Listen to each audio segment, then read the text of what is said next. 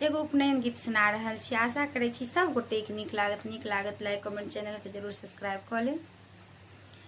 दशरथ के चारो लालन मारब पर शोभे। दशरथ के चारो लालन मारब पर शोभे। के देलखिन मुजक डोरी, के देलखिन मृगक छाला। के देलखिन मुजक डोरी, के देलखिन मृगक छाला। के देलखिन पियर जनौआ मारब पर शोभे। के देलखिन पियर जनौआ मारब पर शोभे। दशरथ के चारो लालन मारब पर शोभे। हजमा देलक मुजक डोरी, पंडित देलखिन मृगक छाला। हजमा देलक मुजक डोरी, पंडित देलखिन मृगक छाला।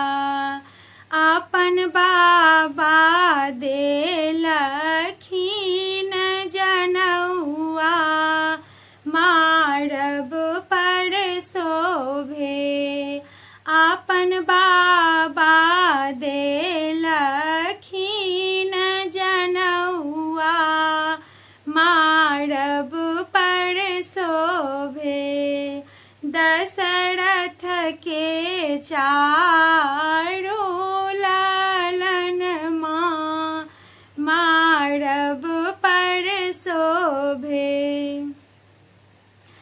के देलखिन रांगल धोती, के देलखिन पियर पीताम्बर। के देलखिन रांगल धोती, के देलखिन पियर पीताम्बर।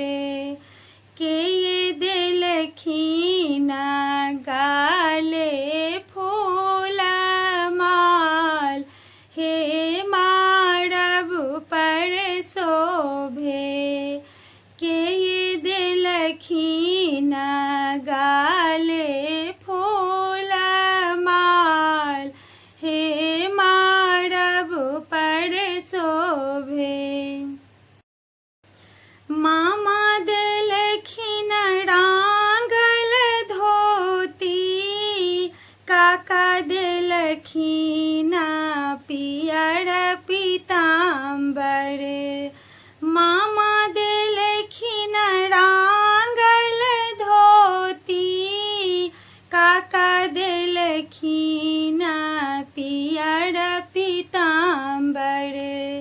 मौसा देलखिन लाल सिर पाग, हे मारब पर शोभे।